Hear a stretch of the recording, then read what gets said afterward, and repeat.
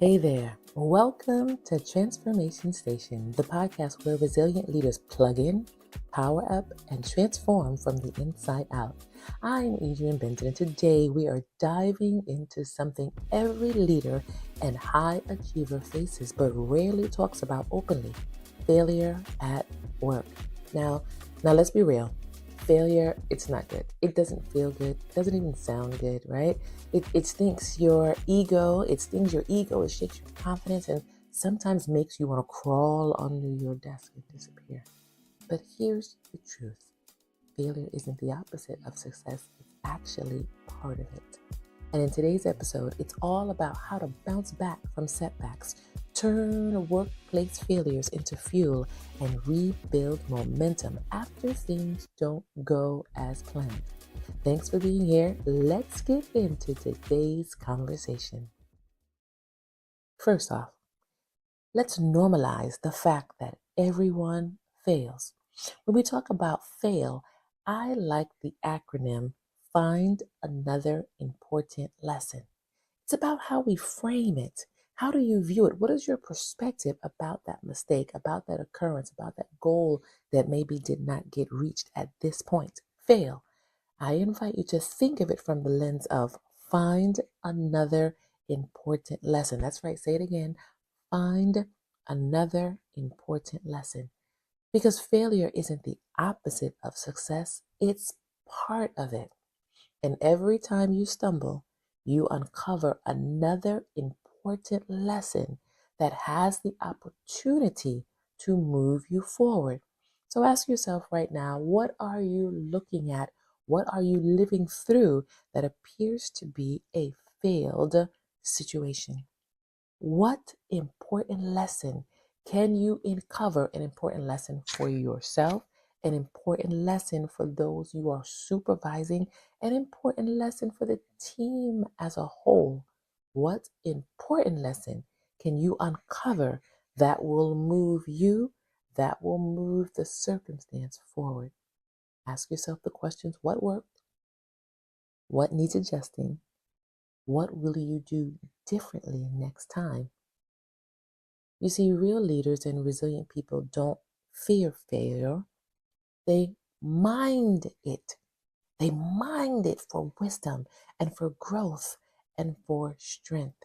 So today, if you're facing a setback, ask yourself, what's the important lesson waiting here?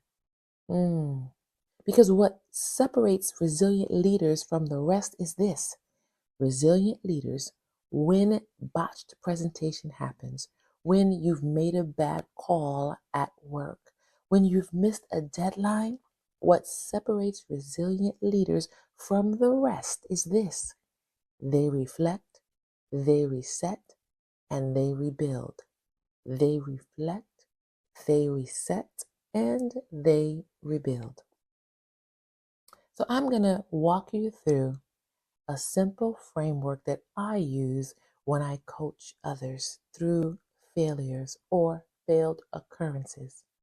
The 3 R's of overcoming failure: reflect, reframe, rebuild. So let's look at reflect. Reflect says it is now time to take a pause. It is now time to take a pause and to ask the genuine question: what happened? Not how I feel about the occurrence, but no, the fact over feeling. Fact, what happened? Next, you must ask yourself, what was your role, or what was the role of those who participated in the occurrence? What was out of your control? What was in your control? This step right here is about awareness, not blame.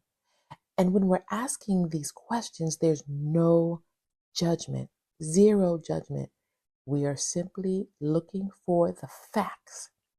And as a leader, it's important that we take a pause right here, because it's important that as we're looking for the facts that we ask questions. Sometimes we don't want people to ask us questions. Sometimes we don't want to ask questions. Why? Because we don't want to deal with the responsibility of the answers, or we feel like we're being too intrusive. But we have to ask questions, because if we don't ask questions, we'll never get a chance to uncover what is really true about the occurrence, the situation, or the person. When we ask questions, we set ourselves up for the opportunity to, one, learn. We uncover what we don't know, and we open new doors to understanding.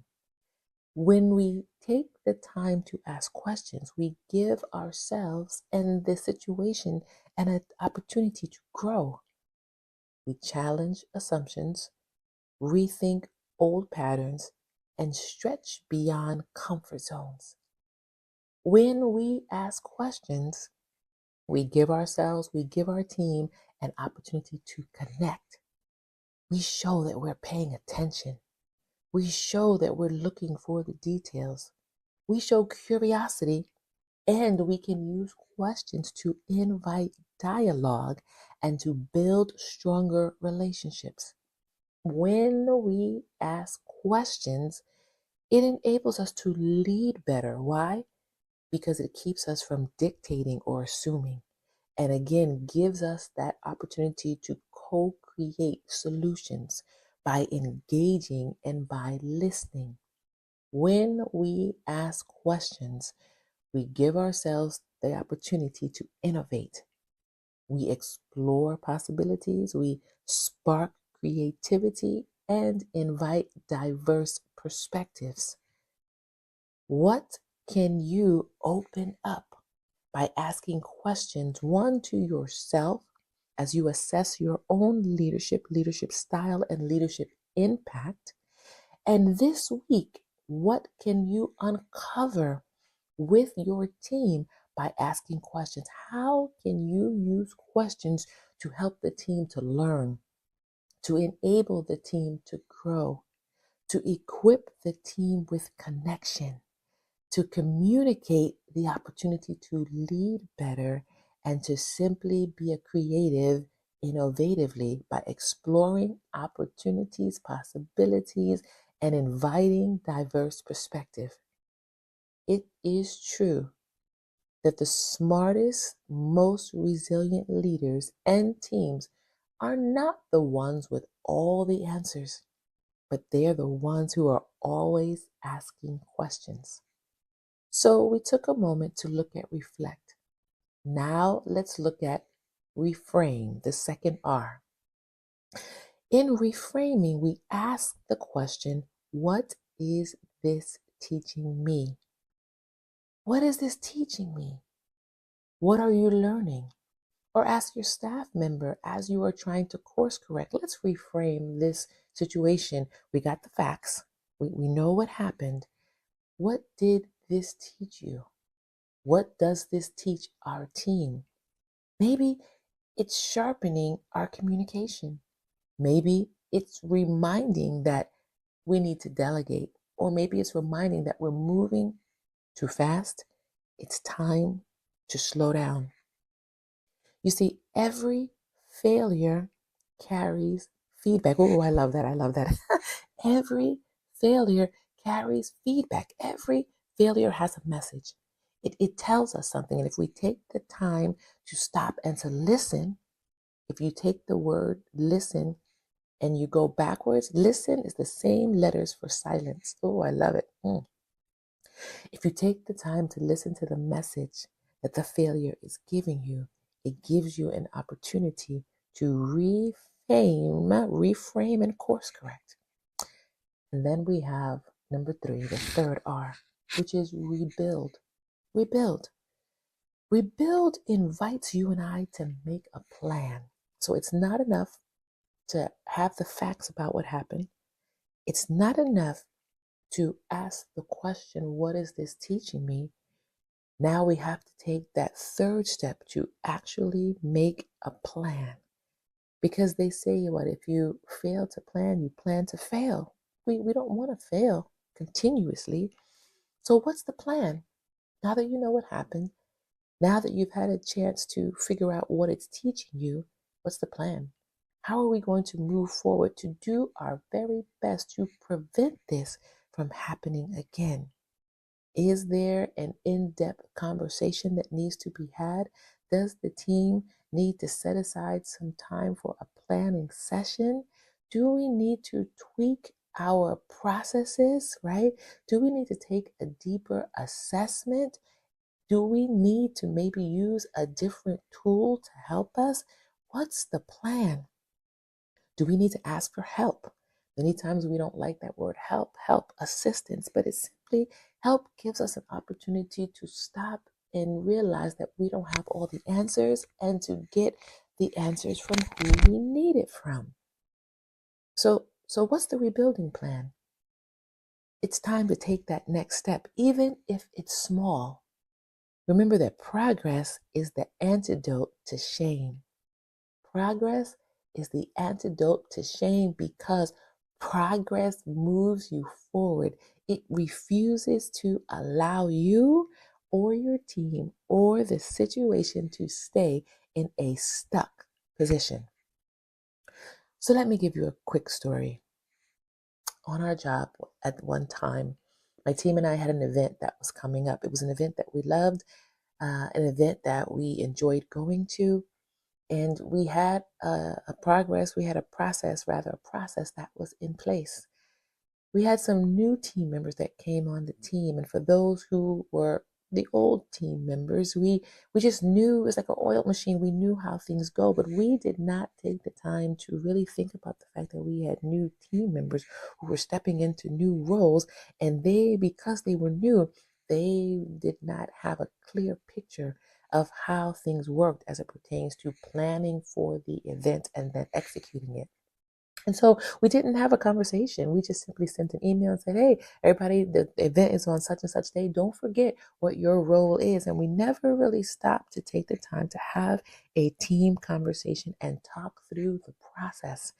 We arrived at the event, and as we're setting up our booth, we realized there were some things that were missing.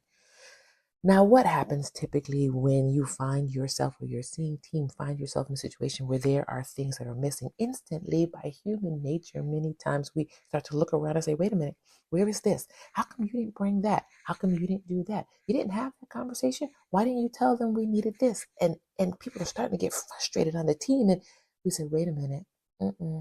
Uh-oh. Okay. What's happening here? We had to reflect. What's happening here? What's happening here is that we don't have everything that we need. We're missing several pieces. Okay. Reframe. What is this teaching us? What is this teaching us? It's teaching us that going forward, we must take the time to communicate. We have to have a team meeting and ensure that everyone knows what their role is and has the ability to execute it. Now, how do we rebuild? Going forward, we will have a team meeting. We have a team meeting every Monday. So when we have this event, this will be a part of the agenda. We will talk it through. And we will also take the time to remember that when we have new team members, that they are just that, they're new. And so, with no judgment, the team, after our quick huddle, we were able to go forward, step in, make the change, the things that make adjustments that we needed to make at the event. And then going forward as a team, we were able to put the new process in place. What's the key takeaway here? Failure wasn't the end, it was the beginning of a breakthrough. That's right. The 3 R's of overcoming failure. This week, I want to invite you to reflect with your team, reflect with yourself. What happened? What's your role? What's in your control? What's outside of your control? I want to invite you to reframe. Ask, what is this teaching me? Because every failure carries feedback if you're willing to listen. And I want to invite you with your team. Look for the opportunities to rebuild. Have a plan, make a plan, have a conversation. Take the next best step, even if it's small, because progress is the antidote to shame. That's right. So before we wrap up here, I want to invite you to consider a few quick tools that you as a leader can use today. Number one, if you are a journal writer, I want to invite you to write in your journal, what failure am I still carrying and what can I learn from it right now? That's right. Here's the question, because we're talking about things we can do today. If you're a journal writer, and even if you're not a journal writer, you can use this as a means of just simple personal reflection. What failure am I still carrying? And what can I learn from it today? It's important that we get rid of baggage, that we deal with reality so that we can move forward. There's a book by Ryan Holiday, great book called The Obstacle is the Way. Go ahead and take a look at it. Read it, find it. It's a wonderful resource to be able to help you to reframe. And here's a quote for you. There's a Japanese proverb that says, fall 7 times, stand up 8. If you are in the midst of moving through a season of failure at work, don't quit, don't lay down, don't sit down, don't back up. Don't find yourself in a situation where you no longer contribute to the community conversations. No, you can fall down 7 times, but get back up 8. That means keep on getting up. You are worth it. You are valuable. Your team needs you. And you have impact that the world is waiting to receive. So once again, remember, failure isn't fatal. It's feedback. And if you're failing, that means you're in the game. Stay in the game. Thanks for tuning in to Transformation Station. If this episode hit home, share it with a friend, leave a review, or tag me on socials.